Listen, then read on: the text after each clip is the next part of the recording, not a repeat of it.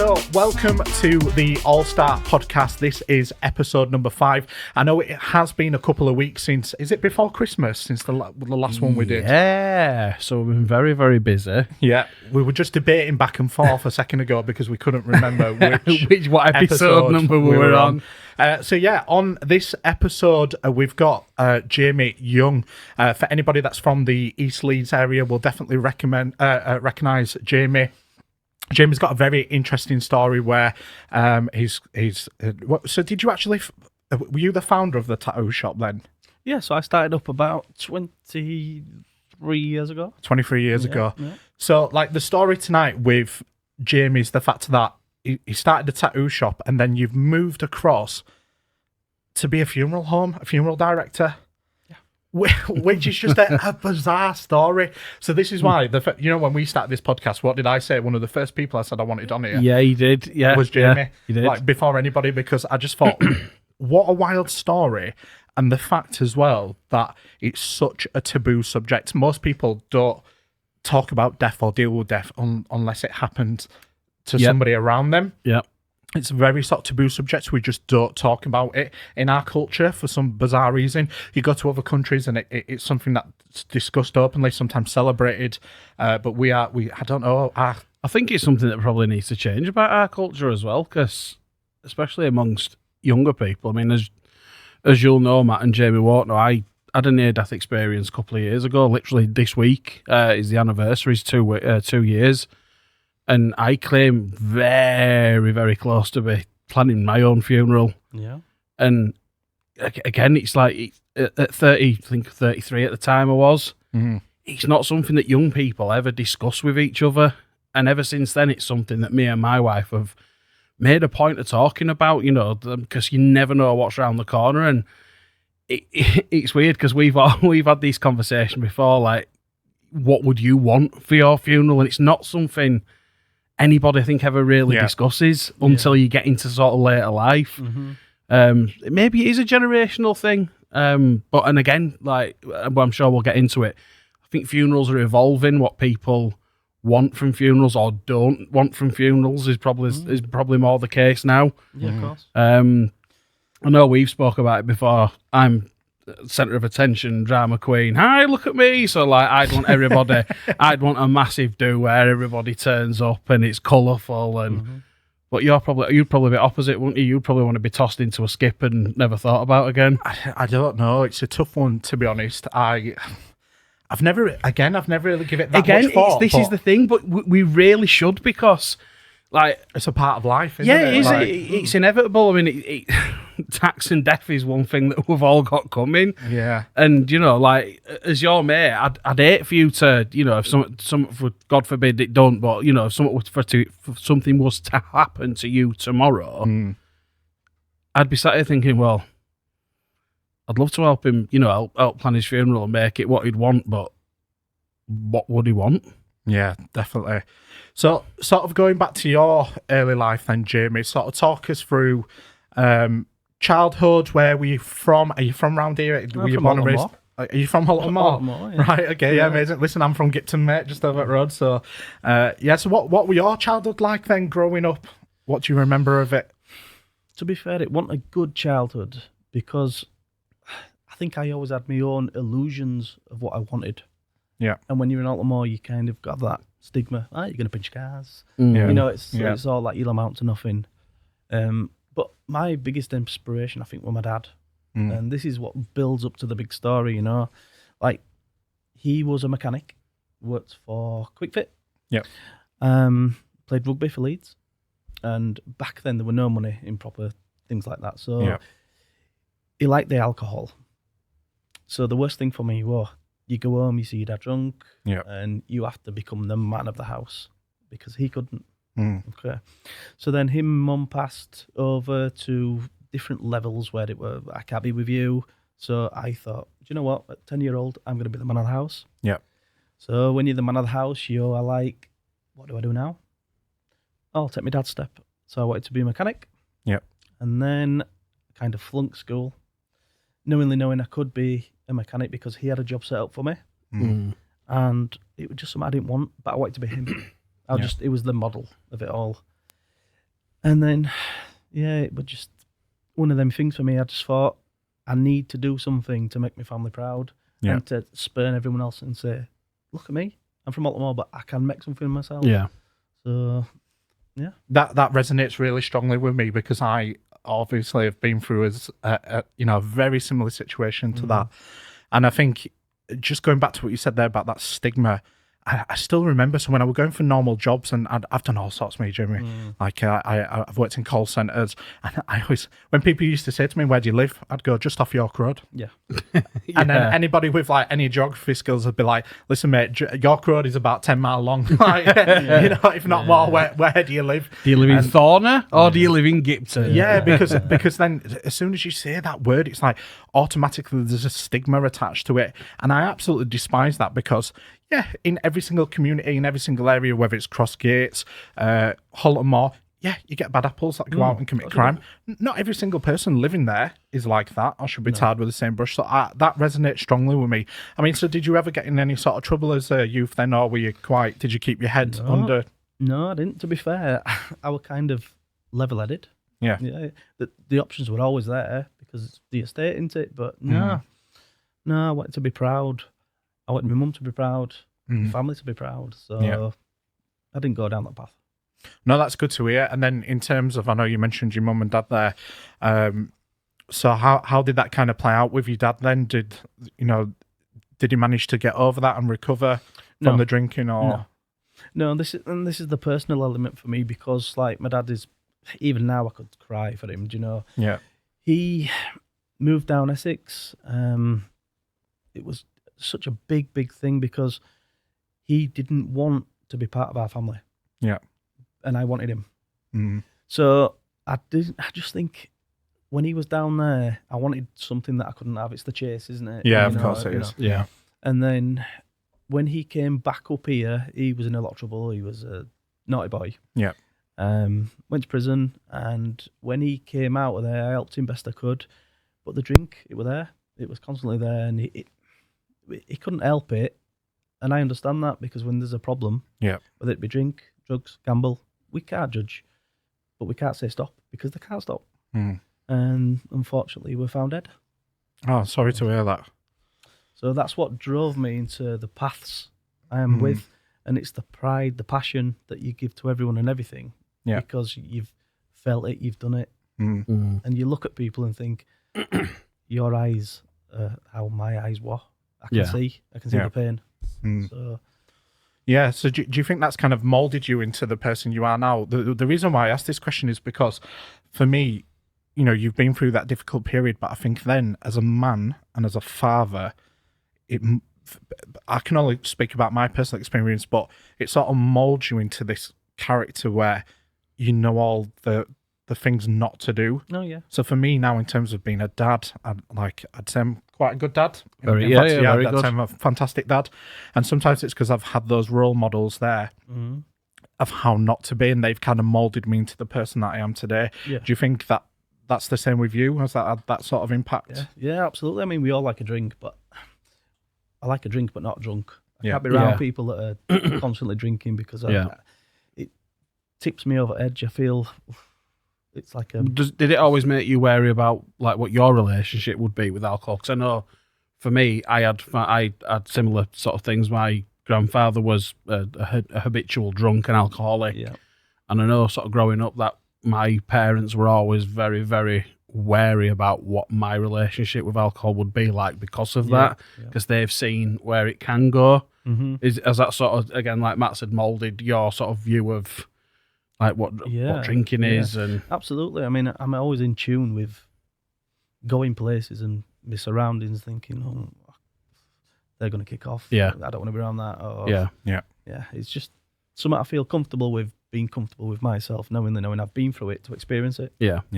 But you like a drinking, but you know your limits, and absolutely, and it's sort of you've got to be on the same wavelength as everybody else. Of course. Yeah. And I mean, businesses don't stop, as you know yourself. It's 24/7, 365. People don't conveniently pass away, so we have to be there for people, and I'd sooner put their lives and their wants and needs above my own because It's just one of them things. I've chose the vocation. I love the yeah. So essentially, I mean, you can't go out on a Saturday night and get absolutely tanked up and rolling at 3 o'clock in the morning. Because then if you get a phone call at 4 in morning saying, you've got a job. Yeah.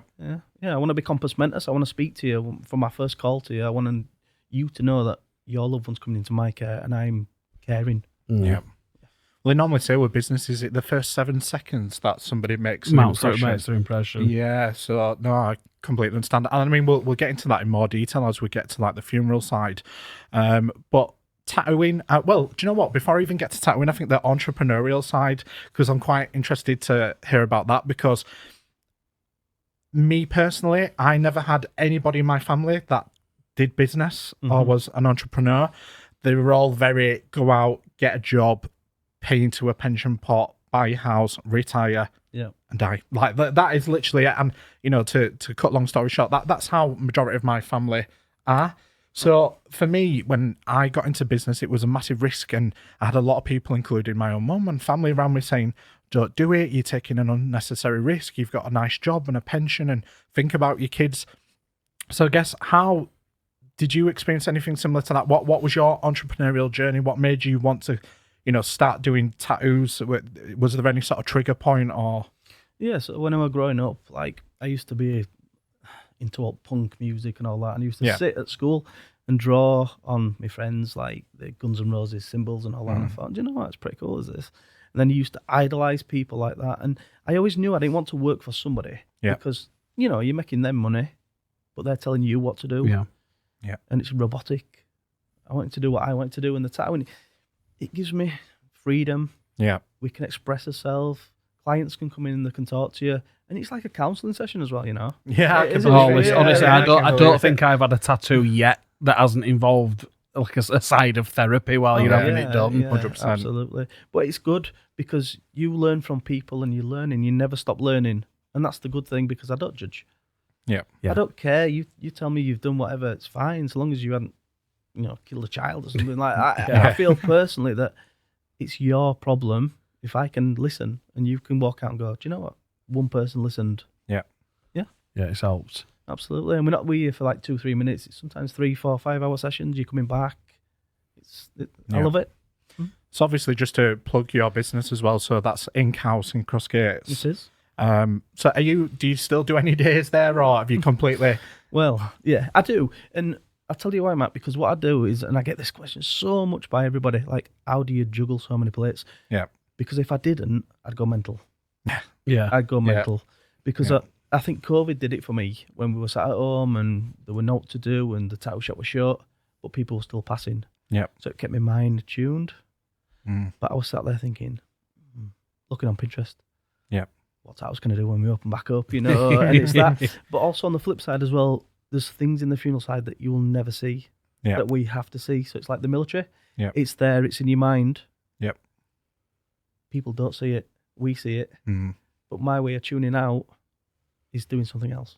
Yeah. It's called a distraction technique for me. Yeah, of course. Yeah, I never really thought of that, to be honest. I mean, and again, when we touch on the funeral side, because that's the thing I wanted to understand is, how do you draw the line in the sand when you walk out of that door from the funeral business and put, like, because I always see it as like having different caps. So I have like a business cap, one for All Star, one for up north, and then I imagine you've got the same. So how then do you put your family cap on? And if you've had a really traumatic day, especially like, if it's a child or something along those lines that's been brought in, how do you then sort of almost put that to your back in your mind and then become a family man again? That's what I just can't seem to comprehend.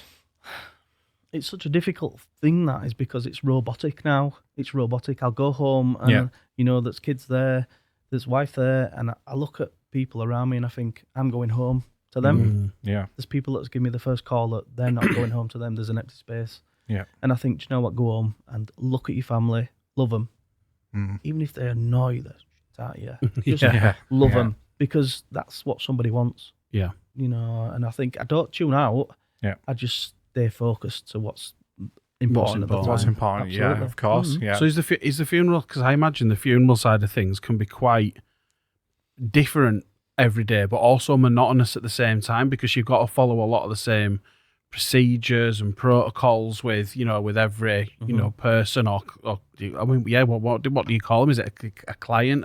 Yeah, so your clients is your family. Right, okay. Yeah. But the loved one that's coming to your care, and I must say care, because that's what we have to bring forward, that it is care. You've got a duty of care. I chose this vocation, and I'm going to make sure that when your loved one comes into my care, they get a care. They get a pillow put under their head.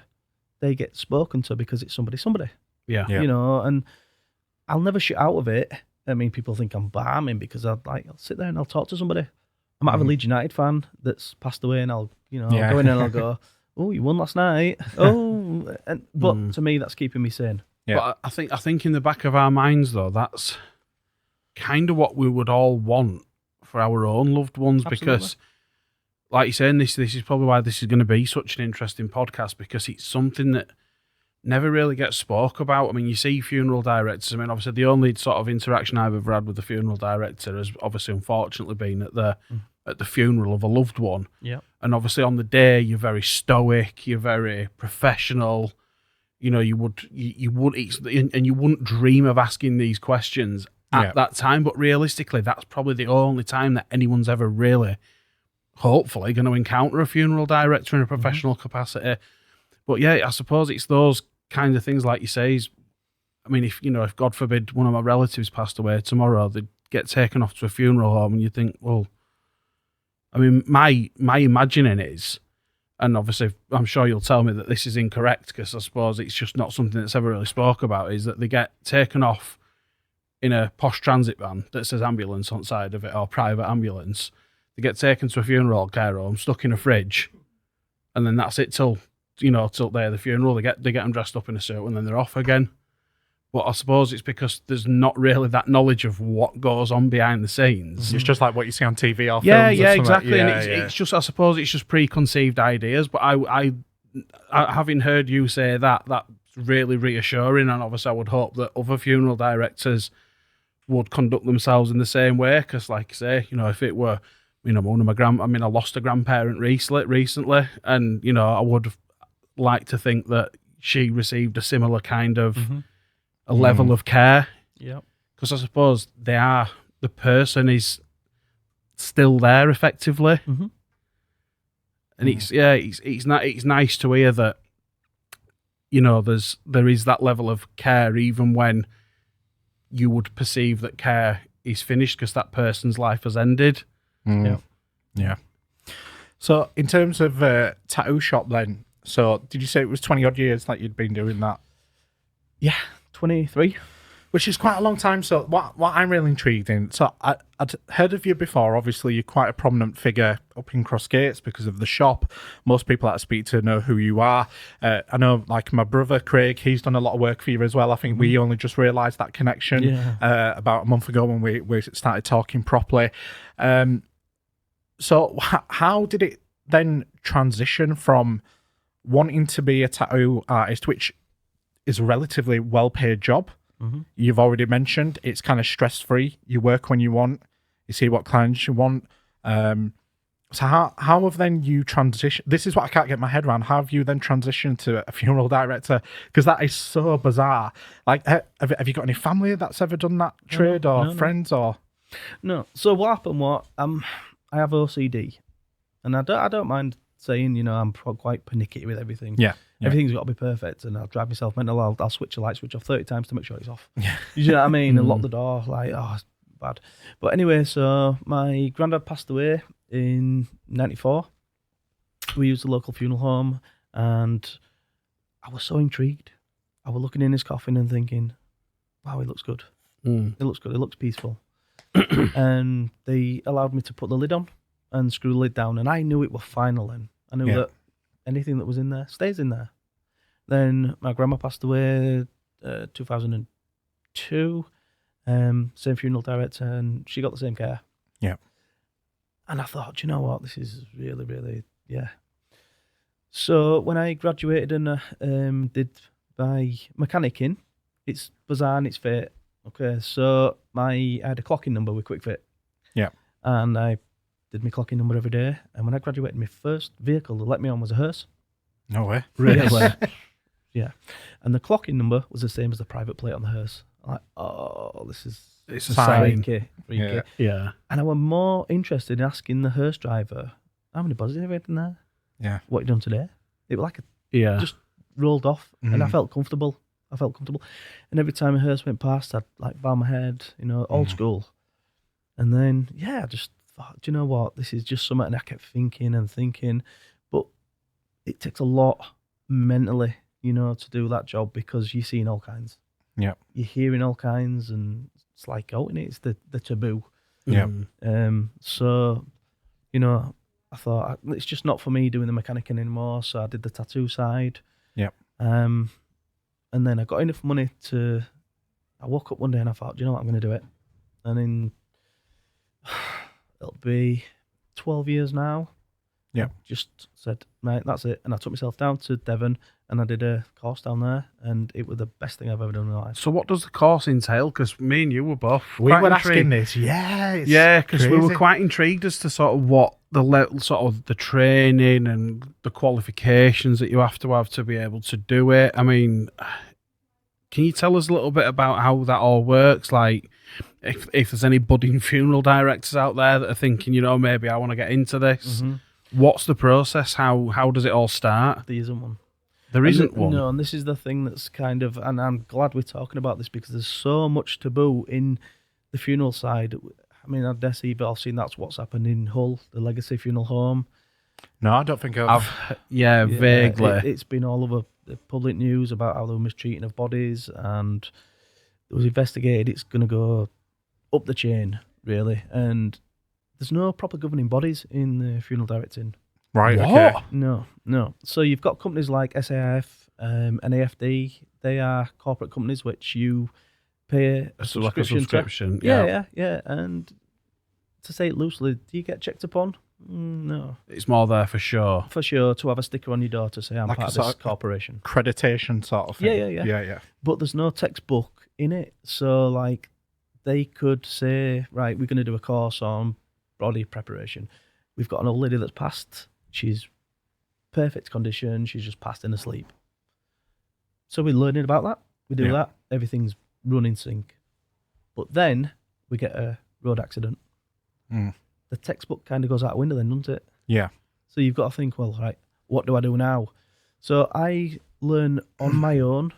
I picked everything up on my own, studying people, studying body language, reading loads of information, watching YouTube, and saying, right, okay, they do it this way, they do it that way. Do I really want to do it this way? Yeah. Absolutely not.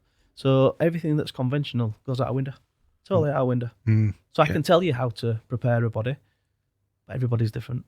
Yes, I mean, That's like wild. you just said then, I mean, like, again, just something, because it's such a taboo subject that we never discuss. Yeah, so obviously without being too graphic, I've unfortunately witnessed sort of motorbike accidents, car accidents, and I wouldn't even sort of, if I was in your position, I wouldn't even know where to begin, because, without wanting to upset people that have maybe been in that position, but it's not a body you're dealing with. No. It's literally sometimes pieces of people. How on earth do you get that to a stage where, you're trying to get this person to look calm and peaceful in a coffin, and obviously we all know that sort of a bit of makeup's applied and stuff like that. I mean, how does that work? It's such an hard one, is that, because you've got to analyse the situation. Depends how somebody's passed. If somebody's been hit and they are unrecognisable, the coroner should do their job to say, I'd strongly advise you don't see your loved one. I can't ever say that to somebody, because it's somebody's somebody, isn't it? Yeah. And if, your loved one goes out, they don't come home, you want to not believe that that's them, so you need to see. And it's the hard thing of, what can I do? How can I do it? I've tried so many times to think in my mind, and I'll wake up at 2, 3, 4 in the morning and think, right, I've got this to do today, I've got this to do today. what happens if someone else comes in between that it's thrown my thinking pattern totally out. Yeah. So going back to that, I would probably say, right, unfortunately, I think to save your memory and your loved one's dignity, why don't you just come and sit with a closed casket? Yeah. Or what we'll do is I will put a modesty cloth over the face and then, hold the hand.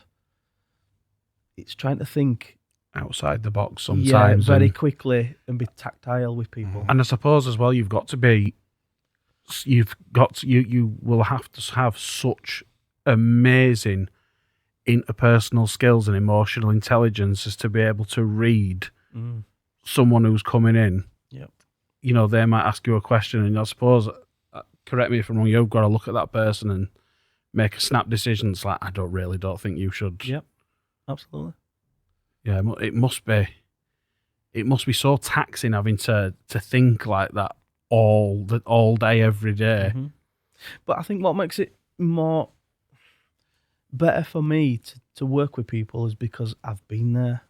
Yeah. And when I was learning to do what I was doing down in Devon, the guys were brilliant. And one gentleman, and it always stuck in my mind, and he was the main guy, and he said to me, he said, Jamie, do you know what? He said, the worst thing you can ever do is say to somebody, I'm sorry for your loss. Mm-hmm. Said, really? Why? He says, because when people say I'm sorry for your loss and you're a funeral director, they're going to say, well, why are you sorry? Because you didn't know this person and you're getting money. Mm. And when I say I'm sorry for your loss, I mean it because I'm still grieving. Yeah. 25 years down the line is being passed, and you drive down the road and there's a song come on and it still rips the living daylights out of me because it's there. So when I look at somebody and I see this, I have to make a decision pretty fast and think, do you know what? I'm saving your loved one's dignity, but your memory. Yeah. Yeah. Has there been any sort of jobs that you've taken on at the funeral home which has sort of stayed with you for a long time? Or? Oh, yeah, absolutely. Children. Yeah, man. What can you say? Because when you've got children and yourself, it's like, if you've lost somebody that's 95, 96, it's not nice losing somebody, but they've had a life. Yeah. And it's almost expected, I think. Yeah. With a child, they might go to bed and not wake up. There's a lot of things that I can't explain. All I can say is it hurts. When you're preparing that loved one, you're putting him in the little romper suit, and you're like, oh, it's absolutely heartbreaking because you think, what is that family going through? Yeah. What are they doing? They're looking at Christmas time. There's an empty seat there. They should be playing with the children, and it doesn't leave me. It doesn't leave me, and I'll sit there on Christmas Day. I'll have us dinner, and I'll think, oh, I wonder how they're getting on. Yeah. That must be so tough. I mean, do you know what? I take my hat off to you because I would not be able to do that. I am so. You'll attest to this. I am. I know what he's gonna say. Yeah. I am pretty emotionally dead, Jamie. Yeah. Dead behind eyes. Okay. But when it comes to children, it's a completely different story. Like I get so emotional, and I think it relates to what you've just mentioned. You always kind of compare it to your own children and your own family. And I've always found that quite difficult. I mean, we worked together recently for another child, and it was just a family that I didn't even know. But then you see the story and it resonates with you, and you always think, well, what if it were my child? So I take my hat off to you. I personally wouldn't be able to do it. I think it must be rewarding, but I think it would mentally scar me. It really would. I can imagine. I mean, it's something that I could see myself doing almost, because I think I'm really, really, really good with people. Empathetic, yeah. And I'm very empathetic, but I can't keep a hold of my emotions. And I think I'd struggle. I'm one of those where if you started crying now, mate, I'd be gone. And I think that's probably not the profession for me, because I'd just be a fucking wreck like every single day. Yeah. And I empathize, and I suppose empathy is a big part of what spurs you on to want to make this, this person's funeral a really, really beautiful, lasting sort of legacy or memory for that person. Because obviously, like you say, you've been through it. And like from obviously what you were saying about the care and sort of the things you received from the funeral directors at funerals you've attended, it stuck with you. Yep. And yeah, I suppose I can see why. Does it surprise you in that respect that a lot of people are going the other way with funerals now, where it's very absent, shall we say? Mm-hmm. So, prime example, my grandmother who passed away in October, as much as a social person she was, and she was like the life and soul of every party and had loads of friends, her and her husband had decided a few years ago that they were going to have, is it called an absent cremation or a pure cremation? Direct cremation, that's the one. Mm-hmm. And she said, look, I don't want this, I don't want a big fuss, I don't want people crying over a coffin, I don't want people having to endure the expense, I just want to be cremated, and then that's it. Mm-hmm. Done. Nothing. How does that work then, Jamie?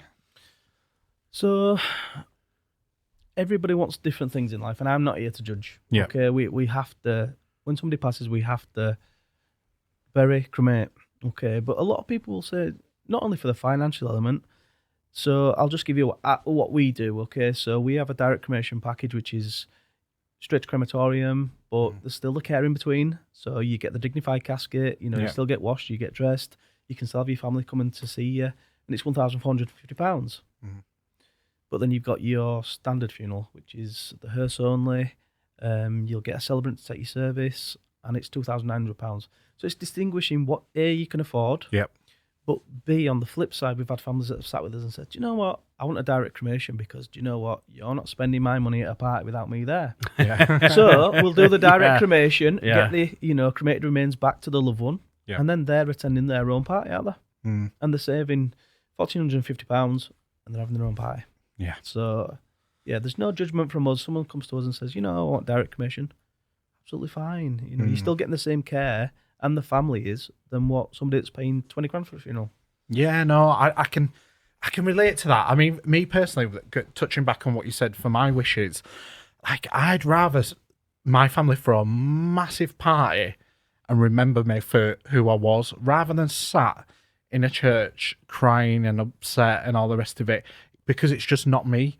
I've never been that sort of person. I'll tell you a funny story, Jerry. It's not funny, but probably. Do you know? I was genuinely worried about of all the podcasts we've done so far, I have genuinely been worried more so about this one for you to come out. I'll tell you a funny story. It's like, oh shit, where's this going with funeral? Oh, listen. But do you know what? He's laughing at like. Have you had?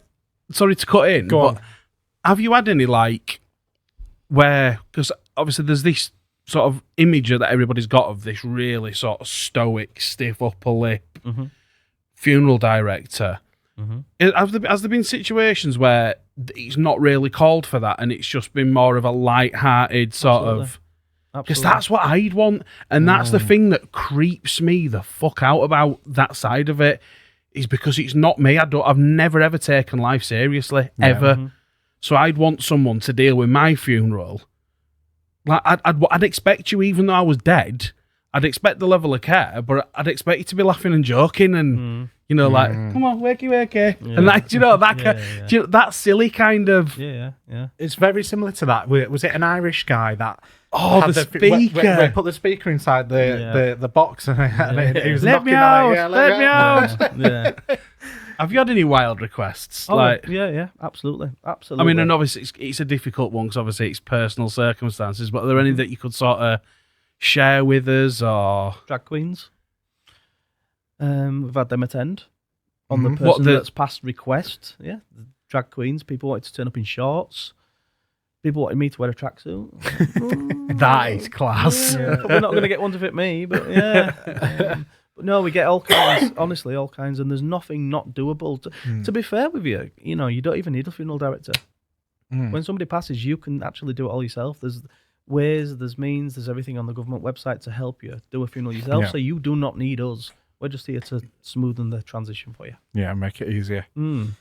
Yeah, definitely. Well, I was going to say, because I know we've not mentioned this, it wasn't great for yourself, but I was just mentioning earlier that I don't deal with it so well, Jamie. And when he first joined our business, and was it your nan or your grandma? I say, well, no, it wasn't even when I first joined it. Well, I say there 3 months ago in October. Trying to make me feel bad here. Yeah. Who was it again? Was it your grandma? Yeah, my grandma, yeah. Grandma. Yeah. So Matt's grandma wasn't too well. I'm laughing about it now. And like I said, Jamie, I don't deal with it well, me mate. And he rang me and he said, I'm not going to be in, this is what's going on. And he broke down in tears on the phone. And Jamie, I just can't deal with it. Yeah. And I was like, all right. Well, I'll see you when you come back in then. It would be, Couldn't get off the phone yeah, quicker. it would basically, Jamie, if we were face to face, it'd be like me going, Yeah. Shutting him down. yeah. Matt's just that friend that if you ever need any kind of emotional support, like any other way, if you want life advice, if you just want someone to be there for you, in pretty much 99.9% of circumstances, Matt's your guy. But if you need emotional support, forget it.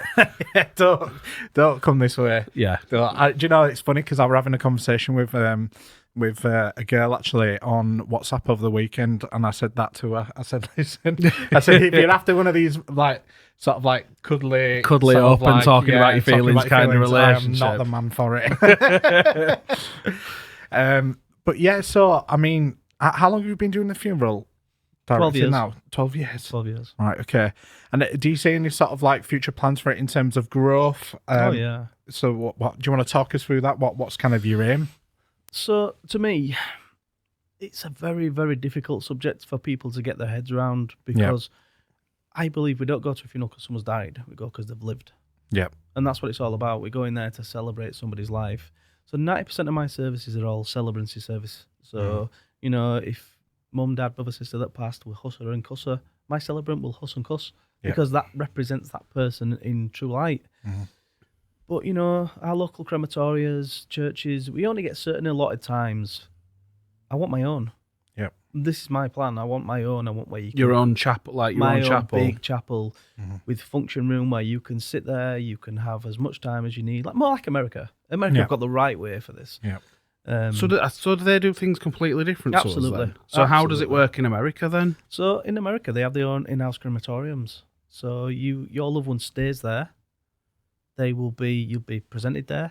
You will have your service there, and then they'll go through the back and be cremated. Wow. Which seems miles better because I know this sounds awful to say, but my cousin recently passed away, and it was very unexpected for the family. He was a tiny bit older than me, so I think he was early 40s. Lee, God rest his soul, and so he passed from a brain aneurysm, I think it was. He went to sleep, just never woke back up again. Yeah.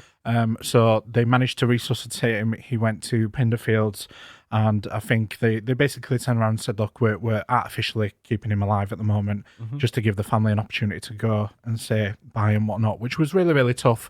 But then at the funeral, and I know this sounds really bad to say, but just touching on what you've just said, it felt like one in, one out. Yeah.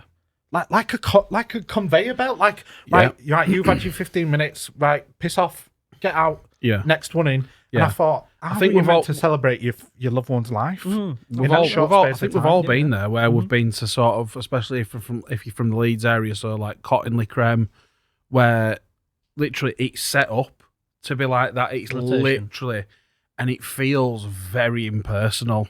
Yeah. It does feel very, very impersonal. It's like, as you're being ushered out of the chapel, the doors slam and another set of music starts. I mean, it's a sad fact of life that we are an aging population, but it does feel very, very, very impersonal. And I think a lot of people would, if they had the means to, would probably pay that little bit more to have,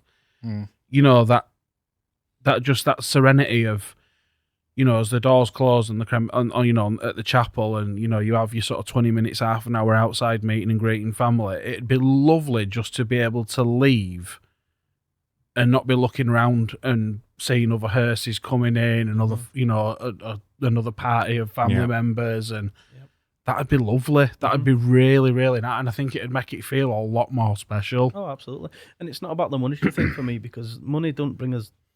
It can bring you a bit of happiness, Kai, but it doesn't keep your life going, does it? No, so definitely not. To me, my impression for people is for them to walk out and not give you 50,000 reviews, to say, do you know what, he understood? He did the job. He did what he needed to do. He understood the brief. And actually, he went above and beyond because we didn't expect that.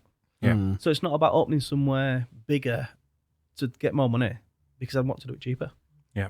I want to do it cheaper. Yeah. I mean, touching on that, with you saying going cheaper, so I know, I mean, correct me if I'm wrong here, but is it for children's funerals? Do you do like a heavily discounted rate or something along those lines? Was it? Yeah. I remember somebody mentioning it to me before, and obviously that's commendable. And you know, we do a lot for charity as well, and for children, especially like the cancer ward. So we love that, don't we? Like straight away, as soon as somebody told me about that, I thought, what an amazing thing to do. Mm-hmm.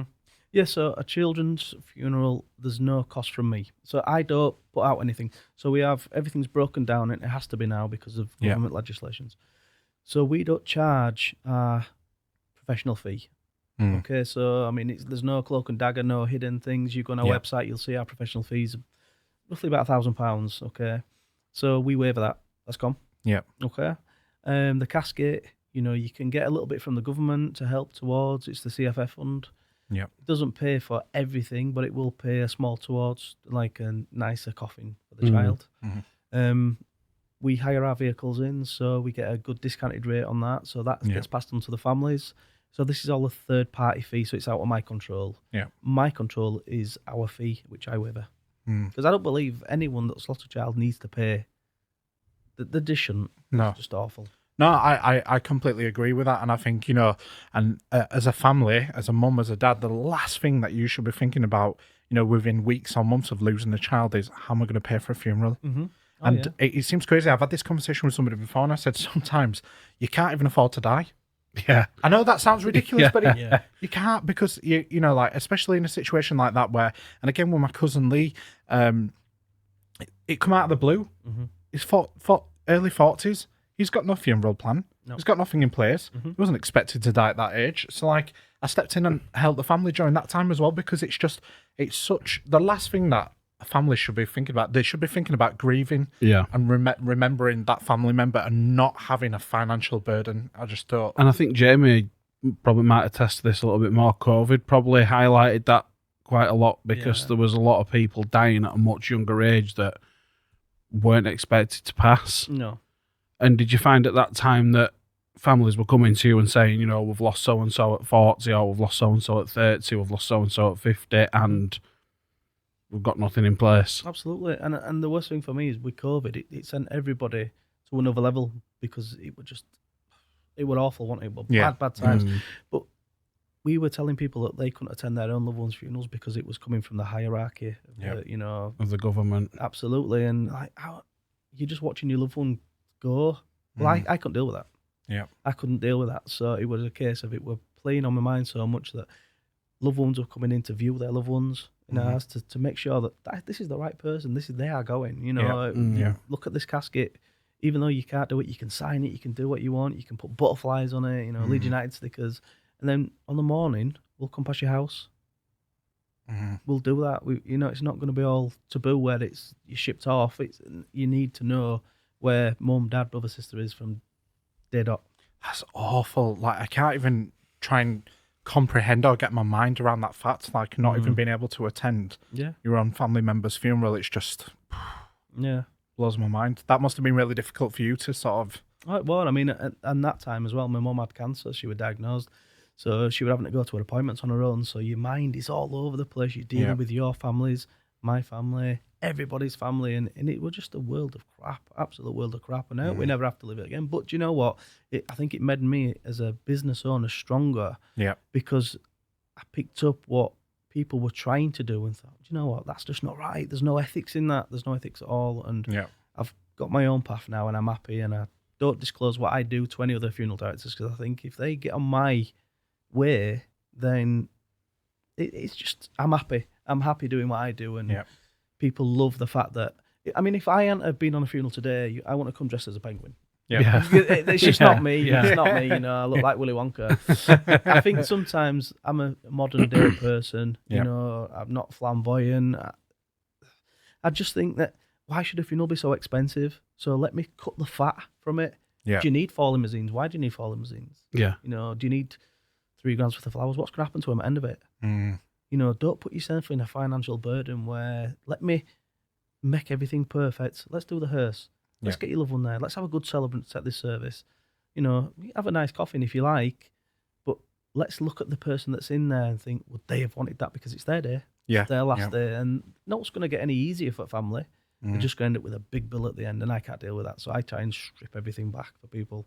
Yeah, that's lovely though. I mean, I love that transparency, and I'd imagine. I mean, we don't know your industry inside and out, but I can't imagine there's many funeral directors that operate in that same manner. Oh God, I imagine it'd be quite easy to go into a funeral home and, well, like you say, what's the expected? Play on somebody's emotions. So the expected is you have a couple of cars, you have a hearse, then you have like mum or dad or uncle in this great big fuck off 8-foot flower arrangement. And then it's like, oh, I mean, I know I've thought about it. It's like, I'm a massive Evertonian, and I've always said I wanted a royal blue coffin. I'm a Scouser.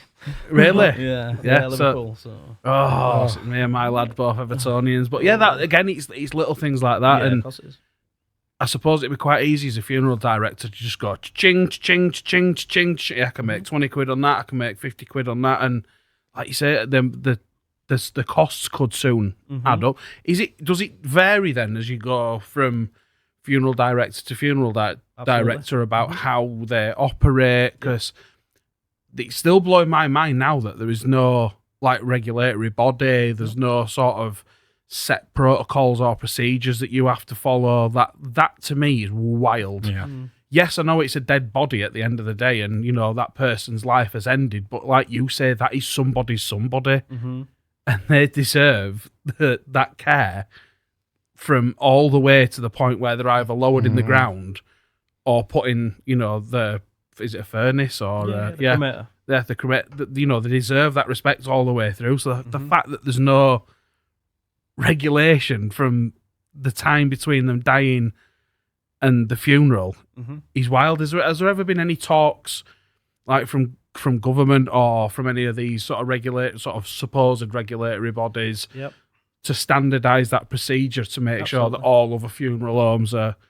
Because like I said, there's been all this one about the I can't remember what the name of it was in Hull. Yeah, Legacy. That had been mistreating loved ones and, you know, being really disrespectful. Has that brought it to light a little bit more that maybe the industry does need a little bit of regulation? It needs a massive shake-up. I mean, what happened was there was realising in COVID with the government that every funeral director were kind of being a bit shady behind things. And I just knew full well that you speak to somebody who's been to a funeral home, I'm not going to say any names, but then they'll go back maybe 3 months later and they quote a different price, but the same job. Yeah. Like, this just doesn't make sense. So the government stepped in and said, right, you have to have a standardised price list on your website. You have to have it on your shop window. Yep. And people can see transparently what your charges are, what the local authority charges are. Anything else is you don't need a hearse really, do you? You can have an estate car. You could use anything to get your loved one to that place of rest. Now everything's now been shaken up, so funeral directors are scared, thinking, "Oh God, I charged him one thing and then another." I've never done any of that. Everything's been standard from day one. Our website's been clear. It's not a good website because I'm not very technical, but to be fair, from what I've done, I think for the last 6-7 years, everything's been on there and it's been exactly the same. Exactly the same. That's my biggest fear as well. Do you know, like as a customer that's coming in as a client, and I've got my family member, you know, are they potentially altering the margins because they come in, they see, let's say Matt comes and walks through the door and he's got a Rolex on, pulls up in a brand new Mercedes. Are they going to offer a completely different price to what Karen's going to come through the door and she's got 4 kids around and you can tell she's not got a lot of money. Yeah, she's just got off at bus. But they're still both getting the same exact service. But that was my biggest fear, you know, could potentially they manipulate that, put the price up, you know, think, well, actually, I can stick another $3,000 on here and this guy's not even going to bat an eyelid. Did that type of thing happen within the industry? Or I believe so, but I always think about the logistics of life now because you could walk in there with a Rolex on, you could be on finance. Yeah. You could have a $300,000 car, could be on finance. Yeah. Don't mean you got money, it just means you're up to your eyeballs in debt, doesn't it? So Karen who's just got off at bus might actually have more money. Yeah. Absolutely. So no, I think reality is, you know, and I'll keep saying it to people, let's see what you want. How, as mum, dad, brother, sister, put a plan into place, i.e., my last wishes, and that's what I present to people. I have a thing called my final wishes. So I give that to you. You write it all down. You take it to your solicitor, and solicitor will. Nobody can overrule that basically because you've signed it off. So this isn't like a will. This is more a sort of how your last day. Yeah. So how you want your last day to pan out. Absolutely. So as a funeral director, do you think that it's a conversation we should all be having? Absolutely. Regardless of whether you think you're fit and healthy and whether you're 25 years old, whether you're 55 years old. Because I think it is in this country, like Matt said, like other cultures, it's quite an open subject, is death. And especially sort of like you say, your final days, your final hours, it's something that's discussed openly. Whereas here, we're very, I don't know, it's very sort of, like I think you said cloak and dagger, like it's got a very negative aspect to it. Whereas I'd hate for something to happen to me. Yeah. And not have my say on how things finished. Absolutely. So if somebody were interested then, Jamie, in taking you up on that type of service, how would they then do that? Because I've never heard of that either, and I've always had those thoughts at the back of my mind for my children and stuff, and how I'd like my last day to be. And I wasn't even aware there was a service like that. So if I'm sat watching that now and think actually what Jamie's just mentioned is something I'd want to do, how would they go about that? So there's two ways. You can approach us and we'll send you out an information pack, or there's another one as well which you can go on a government website, and I believe they've got one as well. It's just My Funeral Wishes. So it's not like a legal binding thing which you have to sign up to a company. It's just writing down what you want. Yeah. You know, like for me, I do this job day in, day out. I don't know what I want. Yeah. Because I'm too busy thinking about what everyone else wants. This is the thing. I don't have time to think. But I think it's something that we should all talk about. Because it's not taboo for me. If you ask me a question, I'll give you an answer. Simple, because if you don't want to know, don't ask me. This is the thing, and it's the transparency of it all. Yeah, and it's I suppose it's little things as well, and it's like music. I mean, I'll ask you that one now because I've been dying to ask you this one. Have you ever had any of these really cliche, like Going Underground? Yep. Burn, baby, burn. Yeah. Have you had it? Yeah. No way. Yeah. I know what is. Dead. I know what is as big because you've always said, is it Golden Brown? Yeah, that's one of my Golden favourite Brown, songs. texture like sun. That's, I don't know who sings it, but I know it's. Was it from Snatch or Lockstock? It was one of them, wasn't it? Yeah. Yeah. There's. I mean, for people who don't have the idea, they will think about, oh well, what did Granddad's brother's cousin have? Oh, we'll just go with that, because how can you put something into place when you don't know? Yeah. And it is difficult. I mean, I know, like I said, just going back to when my gran passed in October, before we knew that this is what she'd decided, like we were all thinking, oh shit, like what music do we play? Yep. Because like some people, she liked music, and like a big thing of like a big part of my childhood was going up to hers on a Sunday, and she'd always have Steve Wright's Sunday Love Songs on radio too. And like the only person I ever knew she sort of liked was Chris Rea. Okay. Well, it was his famous songs, I Way to Hell. I thought, I'm not going to play that. But that's when we found out it was a sort of direct cremation. It's like, oh, thank fuck, I don't have to go through all that and, you know, think about what colours to wear and what songs to play. And I think that, like you said, that was her wish. Like, she didn't, as much as I'd have wanted to, it wasn't about me. No. She'd decided that she wanted this direct cremation. We weren't even going to see the ashes. The ashes weren't going to be at the wake or anything like that. She'd get cremated, and then a couple of days later, we all met up at a pub, had a load of food, got absolutely sloshed, and that's what she wanted. Yep. And I think that's similar. Is that similar to sort of what? Yeah, definitely. Yeah. But it's weird, innit? Like, I'd still want the full. I'd want everybody in a room, and because I'd want to be brought in, and that's the cliche. You know, I think gone at days now of people are in black, everyone's wearing the colours, and I mean, I don't go shopping in a suit. Yeah. Do you know? I don't want to be buried in a suit. You know, it's just one of them things. Like, just talk about it. You know, I try it with my mum all the time. She's like a sly fox. You know, she'll I don't want to talk about it. But then I'll like just have a sly little thing. Oh, what song do you like? And then she'll reel it out, and then I'm like, oh, I know what you want now. So I know she wants a mahogany coffin, but that's it, because she won't talk about it. Yeah. You know. So, but it's a good thing, because you're getting your last wish, and you know a lot of people want their last say, Yeah. don't they? I think, does it bring the realization home to a lot of people? Because on a day-to-day basis, we don't really think about death, do we? Let's No. be honest, it doesn't even cross us mind. But it's there. We have a birth and we have a death, unfortunately. And I think people just try and put it to the back of the mind and don't think about it because it's not celebrated. Like you said, it's taboo. I'm guilty of that. Most people are. I mean, most people don't even like to touch it as a subject. You get into a conversation with death and all of a sudden they're like, oh, what are you talking about that depressing subject for? And yeah, so anyway, swiftly moving on from there, in terms of family, Jamie, something that we didn't touch on at the beginning. So are you married, kids? Yep, Are you? I'm married. Yep, I've got 2 children of my own. Yeah. So from my first wife, my eldest is Kyle. He's nearly 26. My youngest is Charlie. He's coming up for 18. Wow, he looks younger than us. He's got a 26 My eyes don't say that. So are your kids involved in any of your businesses? Have they gone the same? Have they wanted to follow the same route as you, like you did with your dad, or have they sort of forged their own path? Yeah, my eldest one is. Oh, so he's involved. Yeah, he'll be next on throne. He's loving it, absolutely loving it, because he's compassionate. He's got everything that, and I've not moulded him. Yeah. Because that's what a lot of funeral directors have done because they've seen the granddad, the dad, and they've listened to them, and it's robotic what they're saying. Yeah. Kyle, he'll just say, right, how can I help? What can I do? Yeah. And Is it something sort of that younger people can get into if they want to? Is there avenues into it, sort of like apprenticeships wise?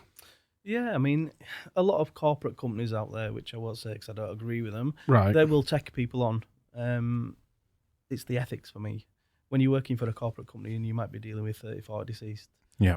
they're just a number to people. Whereas to me, It's a name and a absolutely, person. Yeah, I've got like 18 funerals on at the moment, and I can tell you who's in my care, Yeah. what they were wearing, where we're going, what music they're going to have, because it's there. And Kyle's got that same path. Yeah. It's that personal touch. Absolutely, absolutely. If you didn't, but ask me what I had for tea last night, I can't tell you. No, honestly, because it's irrelevant, isn't Yeah, it? yeah, I mean, it's yeah. irrelevant. It's so. yeah, I don't agree. Obviously, we won't mention any names, but I don't agree with these. It's almost like they've commercialised death. Of course I have. And Absolutely. I don't agree with that. I mean, you only have to go down cross screen and you see one of the big ends up there. Yeah, advertising. I just don't agree with it. I think that whole personal touch, I wouldn't. It's almost like that conveyor belt experience again that I Yes, mentioned earlier. Absolutely. You know, one in, one out. I wouldn't want that for my loved one. I mean, we were speaking off camera to Jamie about this, and it's something that's affected my family greatly. I mean, we were really, really lucky in a sense. So, my grandma who passed away in October, her and her partner had about, I think it was 5 or 6 years ago, decided to invest in a funeral plan. Okay. I think they paid something like £3,500 each, because at the time, I think it was when they were wanting more of a service and hearse and that kind of thing. So, you know, that £3,500 each for them would have, you know, pretty much covered everything. It was something stupid, like 2 or 3 weeks before she passed away, they got a letter saying the company had gone bust, all the money had gone. Yep. And they would have to fight tooth and nail to get it back. Now, at this point, my grandma's already dead, so she can't do anything. She can't chase the money. And her partner, who is still with us, is unfortunately dying of cancer. He's not in the best, but you know, he's 90 now. Yep. He can't be writing letters and emails and chasing this money. So, what's your experience of that? Because I know we were speaking off camera that because the industry's so unregulated in a sense, these funeral plans and companies are popping up that might not have everybody's best intentions at heart, and people are going into it not realizing that money's not as safe as you might think. Yeah. To me personally, I think that what is a funeral plan? A plan is what I was saying to you, like my funeral wishes. So all that we would have done years ago, because we've pulled out of the company now, we don't want to deal with any plans, because I feel it to be I deem wrong that if every year the crematorium fee goes up, so this year it's 1,120 for the cremation, next year it's going to go up 3 to 5%. So if you've not covered that cost at the start, then it's not an actual plan, is it? Yeah. You know what you're going to do, but then you've got to say to family, actually, you're £600 short because, you know, John's lived another 10 years, but what he took out didn't cover a full Yeah, cost. of course, yeah. So would your advice be to anybody that if you did want to either save or Absolutely. if you did want to protect your future, would you just say put it in a bank account, a separate bank account, and say, look, this is for when I pass. Mm-hmm. This is what I want you to use it for. Yep. Okay. So this is why I'm quite strong with this. So I say this to all my families: if you're giving me $5,000 for a plan, I've wrote it down. I'm putting it into the bank. I'm getting interest. Why can't you write it down, put it in your bank, you gain the interest, and let your closest loved one have the piece of paper to say what you want? Yeah. Then it's your money at the end of the day, isn't it? And you can access it when you want. You know, you're not fighting tooth and nail, and you're not worrying that it's going to go bust. Yeah, I mean, I know a lot of life insurance policies. That's totally different. Absolutely. Obviously, give you a little bit towards, and I think that's a much more sensible way of going. Yeah. Much more sensible way of going. I mean, and I would say, I would implore anybody, a man, woman, young adult of any age, if you can afford one, to get one. Yep. Because, again, it was something I was staring down the barrel of a couple of years ago. Yep. Realistically, I'm very, very, very lucky to be here today. So it could have been that my family were planning my funeral. Yep. Now, at the time, I didn't have a pot to piss in, but I was paying into a life insurance policy. Yep. So I could have died knowing, I might not be leaving them a great deal, but I know they're not going to be saddled with a load of debt from a funeral. Yeah.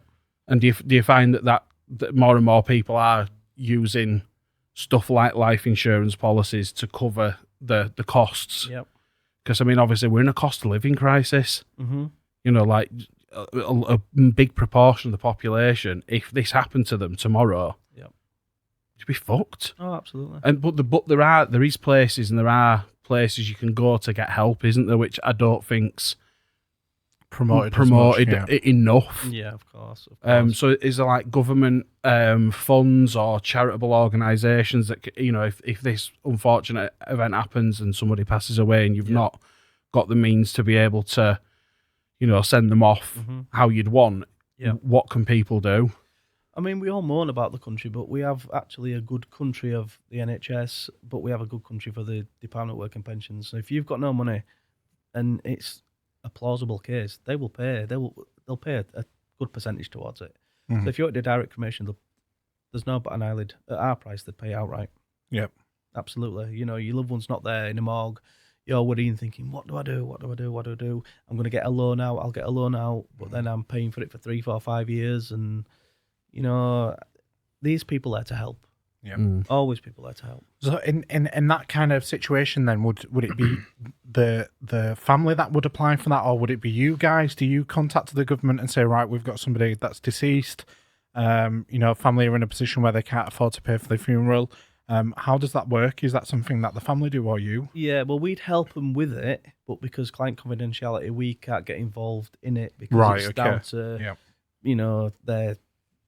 Because of the like details. Absolutely, absolutely. Yeah, of course. They're privy to it, not us. Yeah.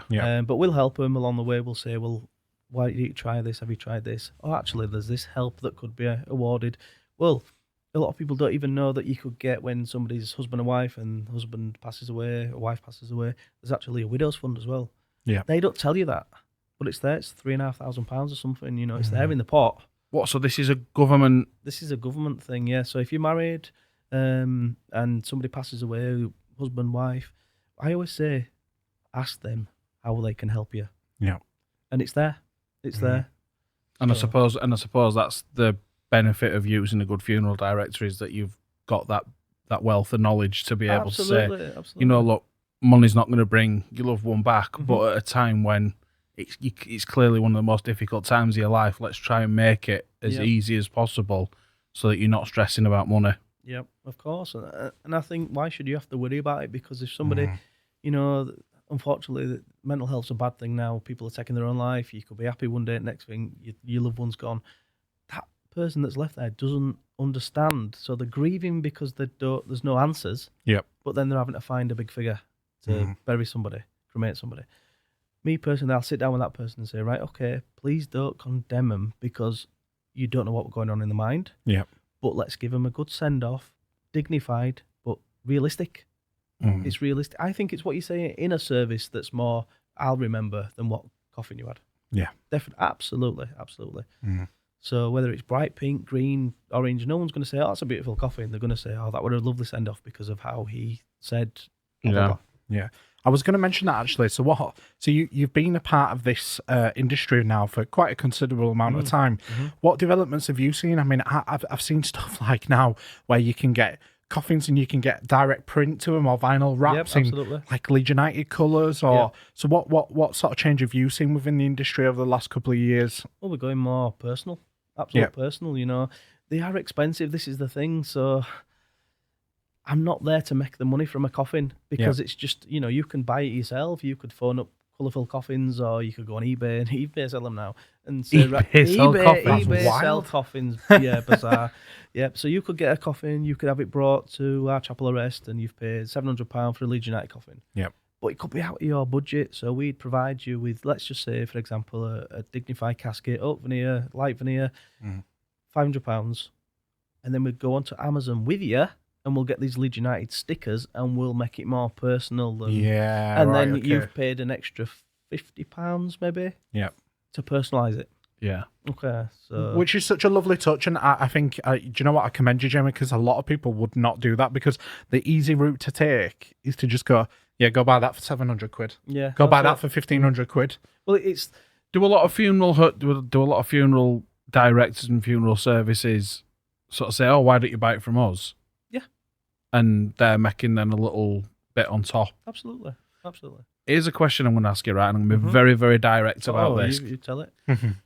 It's always been in the back of my mind when, obviously, especially with cremations, and, you know, you've been in that chapel and you've seen your loved one go, you know, they're in the coffin and coffin descends. There's always been the thought in the back of my mind, and be this because I'm a tight-ass Yorkshireman or what, I don't know. I've always thought to myself, surely they're not burning that. Like, it's this handcrafted, beautiful coffin. Surely they're going to make a few quid. They're just going to toss them out, keep that coffin and just resell it. Yeah. Does that happen? No, absolutely not. I'm going to say surely not. Surely not. I mean, we've got to think logistics, you know. That. See, but this is the thing with this whole industry and this whole topic is so much of it is behind closed doors.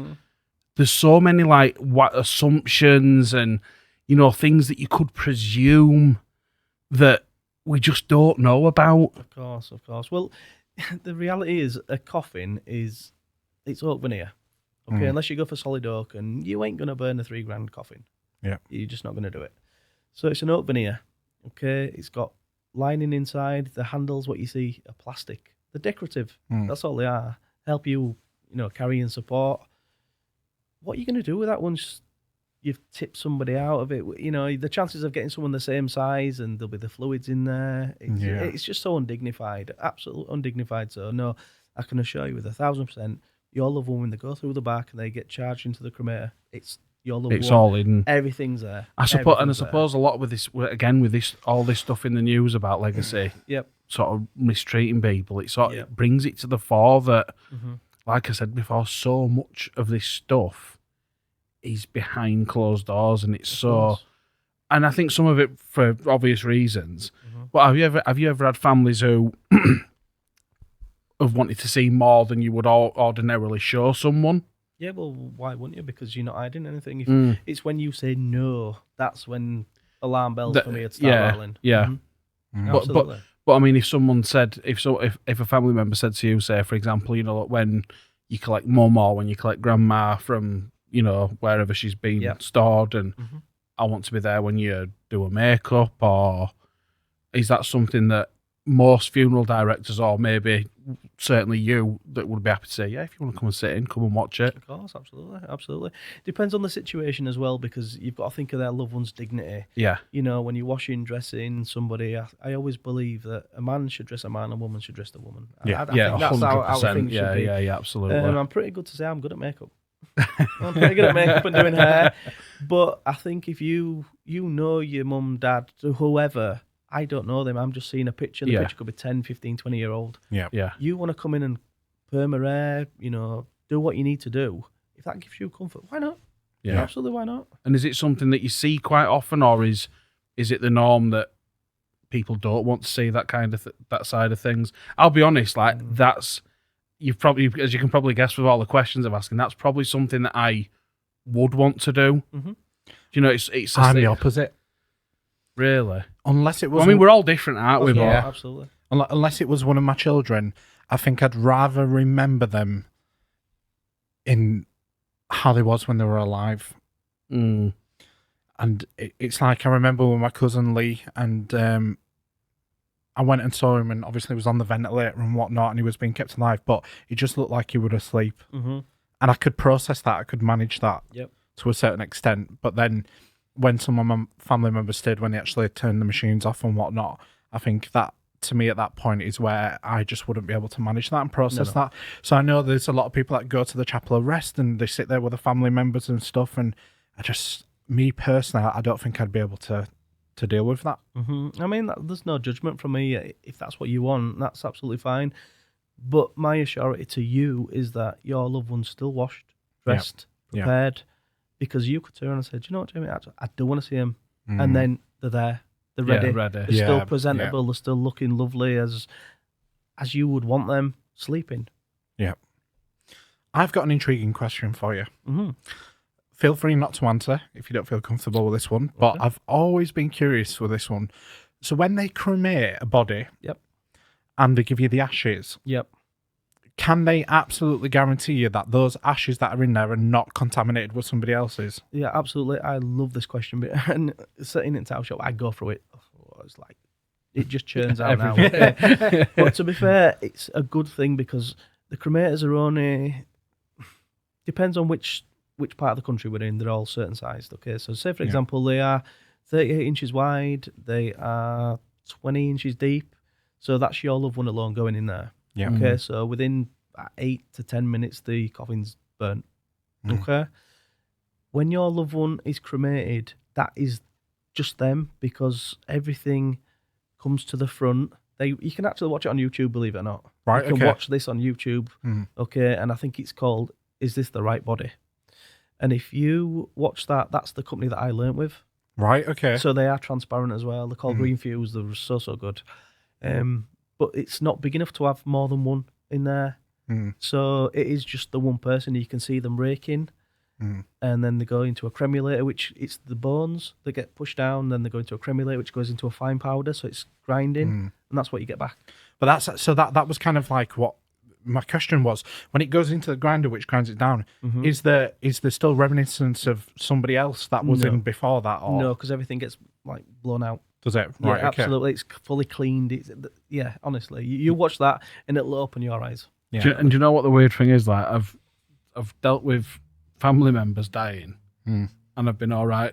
I've never needed to ask that question. The only time I've ever needed to ask that question was when I got my dog put down. Yeah. It's wild, the same thing. Like I just want to make sure that it's just my Lucy I'm getting back and nobody else. Of course. But no, it's really good. It's good to ask questions, because if you don't ask, you don't know.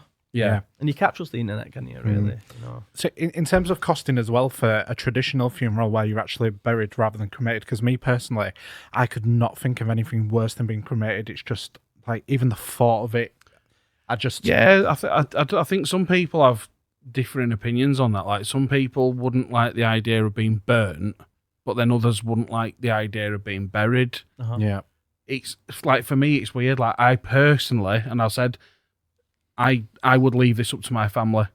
Like if they wanted to bury me, they could bury me. Or the only thing I ask is that there is somewhere where my children or my grandchildren can come to see me.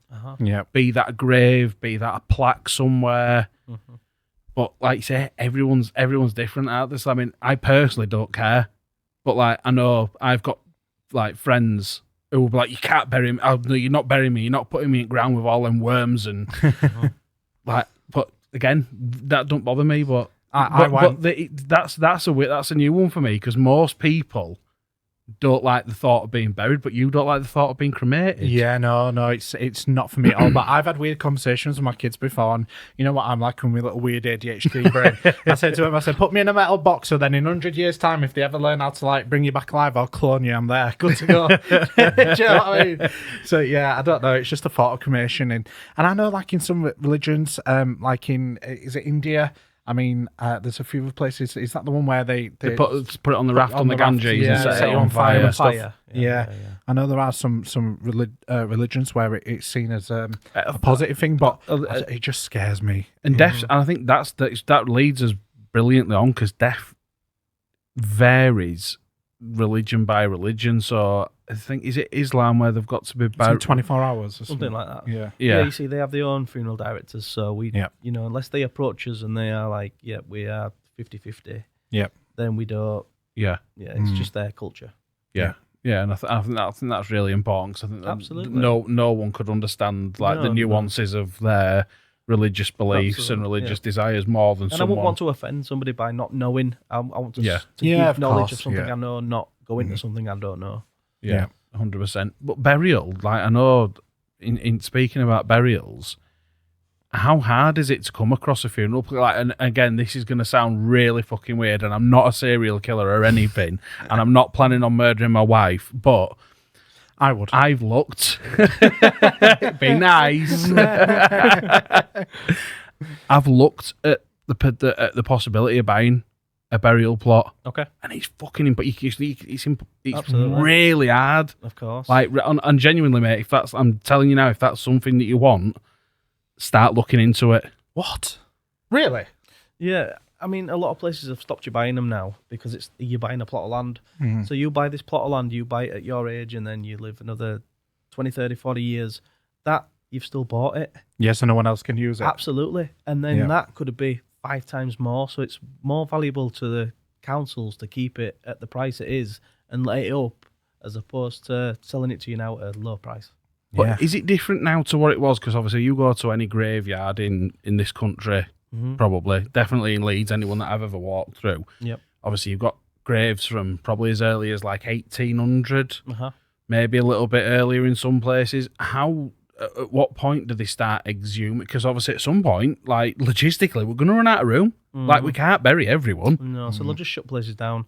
They'd have to, I mean, my dad's buried up at Lawnswood, and my son actually said to me the other day, says, Dad, is my granddad Stu up there? And I'm like, yep. And I shut the conversation down because even though he's there, I don't want to go.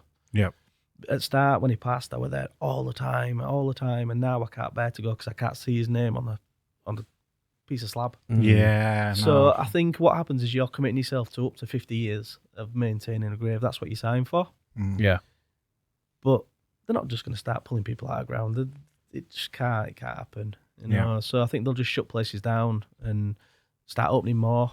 I mean, there's so much land about, isn't there? So I once heard, I don't know if it's, do you know, like when you hear these like little tales when you're younger and stuff, do you know where St James's Hospital is? Opposite there. Yep. I once heard that they wanted to do something with that, but apparently that there's bodies that are buried in there that was to do with not Black Death, but something along those lines. The plague or something like that. And they were scared to open up, exhume these bodies in case they've been stacked on each other, weren't they? Yeah, so, in case like it's like I love little facts like that. But so I actually, this is no word of lie. So when in primary school, my mate Chris, his dad, I don't know if you've ever seen it. Have you seen the house that's inside the cemetery? Yeah. So where St James's Hospital is, where the Medical Factory Museum is. Yep. So bang on opposite there, there's a house that actually sits inside the cemetery. I've seen it. Yeah, and Chris and Kirsty, their mum and dad used to run that. And when I used to go stay at his house, we used to play out in the cemetery. Wow. Which is weird, isn't it? Yeah, it's a bit, what's the word? I know what word you're going to say. It's on tip of my tongue, but I can't remember the word. Yeah, it's a bit dark. Very dark for kids. But I think kids and death is a weird one, because I know kids that have had to deal with losing sort of parents or grandparents. They view things a lot differently to adults. Do you see a lot of that? The sort of the child's. Yep. the children's side? Like, have you got a different way of sort of dealing with, you know, if you're having kids being brought in that have maybe lost parents or grandparents? Is that something you've seen a lot of? It's becoming more now, but I mean, I'll go to any level with who I'm talking to. You know, like I'll go onto a child's level and say, "Do you want to see Mum? Are you sure? You've got to remember that she'll be cold. You know, I mean, you can hold her hand if you want. You've just got to think. I wish somebody had said that to me." Yeah, because you know that's their lasting memory, and then they'll say, "Yes, Mister. Yeah, of course, Mister. Oh, is she sleeping? Oh, yeah, she's sleeping, and this is her forever bed now." Yeah, and you've got to try and make it subtle for them, you know. And I don't know. I just think it's such a hard thing because one minute you're there, one minute you're gone. Yeah, it's that bit in between we need to get out there. You know, it's not a taboo. It's definitely not a taboo anymore. Definitely not.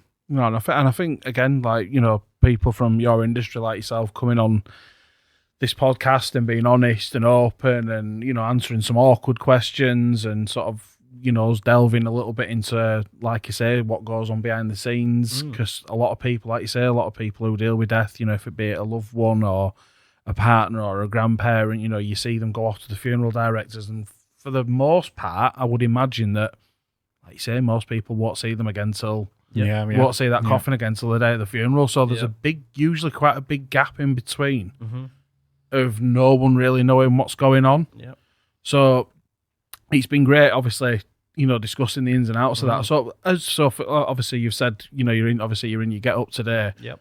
Talk us through a day in the life of a funeral director. Like, what does a normal day look like to you? Is there a normal day? There's no normal day because you don't know. You do not know from when the first call's coming in. We might have a day where it's just a transitional day of you doing your paperwork, getting everything sorted. But it's the night times for me. You know, I can't sleep at the best of time, but more so now because I'm so anal about everything. Like, I wake up like a spider, and that's probably scary to death. It's like, right, did I order that coffin? Have you got that music sorted? Have you done this? Have you done this? Because everything's running because it's personal. It's personal. Got to be perfect. Oh, and it's got to be perfect because that's when the OCD kicks in. It's like, are you sure? Are you sure you've done that? You've definitely sure you've done that. You know you've done it, but you can't rewrite a funeral, can you? No. You know, and you drop one boo-boo, and that family's never going to forgive you. Yeah, of course. You know, and it's... So I suppose, like, the key skills of someone who, if anyone was thinking of getting into being a funeral director, organisational skills. Absolutely. Communication. Don't be money motivated, because if you're gonna work in the funeral industry, you're not gonna make millions of pounds because there's too many people out there now, and all these people at showboat with the big fancy cars and you know, big fancy funeral homes. Have you seen some mad cars? Absolutely ridiculous. Because do you know what, right? And this is one thing I've said from day dot. You are not taking me to my final resting place in a fucking Ford Mondeo. It better be something nice. I'll tell you what we've seen, actually, Jeremy. We went down south to do a marketing video. We did Little Britain, Andy and Lou. And as part of that scene, we had a big tank and we ran over a car. But the guy down there, he had a tank, an actual full-size tank that had been converted into a hearse. Yeah. And it was unreal, wasn't it? It were class. It were absolutely class. I can't imagine that coming roaring down the road. But that again, that'd be a bit of me. That, like, something completely like, fucking hell, yeah, that's Matt, like, just completely batshit bonkers crazy. Yeah. But yeah, that's like the whole car thing. Like, you see them all the time, and I think hearses are genuinely beautifully crafted cars. Absolutely. And like we're both car nuts. Yeah. And it's like, there's absolutely no way. I've seen some, and I've been like, absolutely no way would I go in a fucking Ford Mondeo to my final resting place. Like, I'd want to go in. And do you know the funny thing about that, right, is we don't have our own vehicles because nowadays, you know, you buy hers, it could be 180, 200,000 pounds. What? Yes. How much they are? Fuck, yes, and then 180 grand? Yes, that's brand new. But they're trying to, like, roll out the electric now, like with the new Mustang hearses. You need to Google all this. I've seen one of them on road, actually. Yeah, I've seen one. But like the vehicles I hire in are Mondeos. Well, listen, you offer a bespoke service, so Right, if for whatever okay, reason I okay. go, just know that if I end up rolling through your doors, Yes, it's don't not a stick me in Mondeo. one of them. But this is why we don't have our own vehicles, because Yeah. it's a lot of money to set up a new forecourt, and I'd sort of put my money into helping the families. So instead Yeah. of putting on the extra cost of saying, well, Yeah, I've got definitely. a £100 bill to pay here for these vehicles, your families tell me what you want, so you hate Mondeos. So okay, I'll go to my supplier that provide Mercedes. Yeah. I'll go to my supplier that will provide you a Bentley. Yeah, exactly. So I'm not stuck with one type of vehicle. I'll get you what you want. Yeah, and that's brilliant. Keeps you fluid and flexible, doesn't it? And Absolutely. I think that's a testament to you as a businessman as well. Obviously, you are looking after your clients, but then again, you are still a business. You're still operating, and instead of having that liability hanging over your head with the cars, because it's not just the outright purchase. Then there's the upkeep of the cars. Absolutely. And the OCD part for me, I keep saying this because I am bad. If there's a mark on the car, I can't stand it. Yeah. And if I've got one of my drivers that are doing it and they're not doing to performance, then I can't deal with that. Whereas I hire mine in, whether it be white, silver, gold, wherever they're coming from, they're coming clean. Yeah. They're coming with a driver. Yeah. Because that's almost like a full-time role in itself, is keeping them prepped and cleaned and Absolutely. ready. And Yep. Yeah. Yep. And you've got people's lives in there, haven't you? You've got the deceased in the front, but you've got 6 to 7 people's lives in the back of the limousine, haven't you? So communication skills has got to be the utmost for everybody. So anybody getting into industry, they want to be compassionate, caring, good social skills, get your hands mucky, but also as well not be afraid to tell people the truth. Because if you've asked me, I'm going to tell you. Yeah. Definitely. I always say that. I feel like that's one of my shortcomings, is that we were talking about it today, weren't we? Literally about 2 hours ago. And I said, my mates, like, I've got a very short, so I've got a really small circle of friends, because I'm very much like that, Jamie. I will tell you what you need to hear, not what you want to hear. Yep. And sometimes that can really piss people off, can't it? Like, I'm just a bit but straight down the line. but people know where they stand with you. Yeah. Like, there's never any airs and graces. You never walk away from a conversation thinking, I don't know. Did you mean that? I don't quite know how to take that. Yeah. But I suppose is that quite important in your industry as well? Is making sure people are leaving with all the facts, knowing everything. Yeah. Absolutely. They come in with one expectation and go out with another. And that's my assurance to the families when they come in to me and they say, right, so can we have a hearse? Or let's get 3 cars, because I think Uncle John, I haven't seen him 4 years, but he might want to go in, like, why can he not get an Uber? Yeah. It's costing you £200 for a vehicle for this guy you've not spoke to in years. It's putting it's like, financial burden on you. Was he important enough to your dad to... Yeah, and if he wants it, let him pay. Let him get an Uber. It's so simple. But to me, it's not going to make anyone's day any better. I've got to think about that family and their needs. But going back to what you were saying earlier about the certain watches and that, family will come in and say, oh, my mum had a insurance plan, it was worth 20 grand to stop there. Yeah. I don't want to know what her plan was, because she's passed, but you're still living. You've got to pay bills. Yeah. So look on my wall, that's the price. Nothing's going to change unless you want a fleet of horses and dove releases and bagpipers. Of course. Something that's out of my control, I can't do out different. So, about that. Ballpark then, just purely out of curiosity. So obviously, you can go right to one end of scale and just be like, direct cremation, gone. Yes. For 1,450 quid, did you say? Yep. What's the most extravagant that you've seen someone go? With me, about 12,500. Yeah, but I mean, that was a traveller funeral, and everyone has this conception about travellers, but they they are do it lovely well. people to work do with. It, And they love and honour and respect they don't question anything, but still, same again, transparent.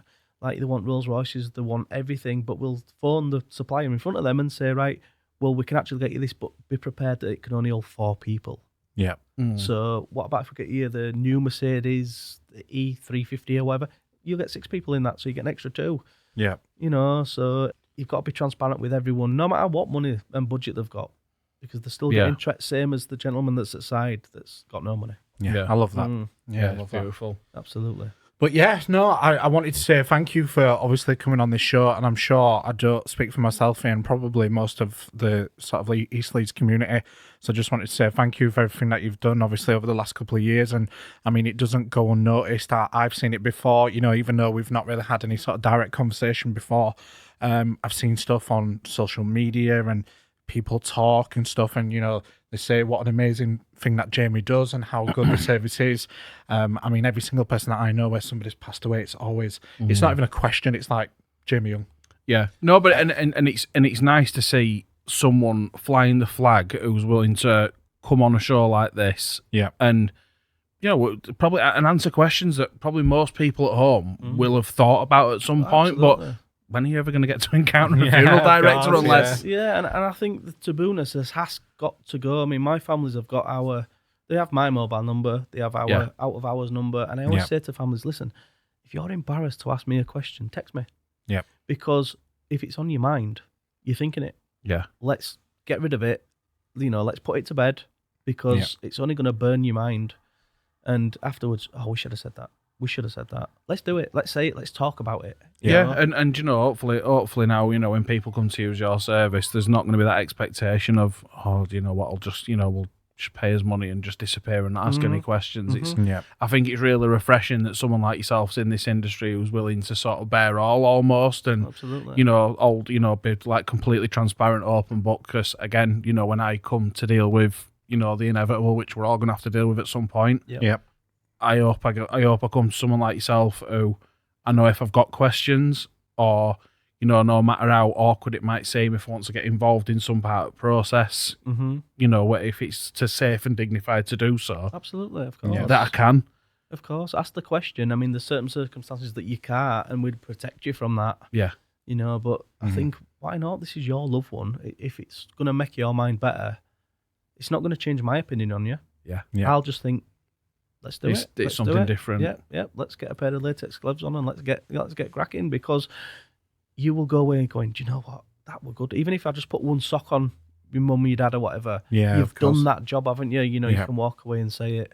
Yeah. No, well, thank you very much for coming on and answering a lot of honest questions. Honestly, I can go forever, because I think it's an industry which we need to shake up. We need to shake it up. People need to be knowing that when your loved one comes into anyone's care, not just mine, any funeral director's care, you're entrusting that body of this person that you've loved to them to look after and love as well. Yeah. So everyone that comes into my care, and it makes me emotional when I say this, but everyone that comes into my care, I treat them like my dad.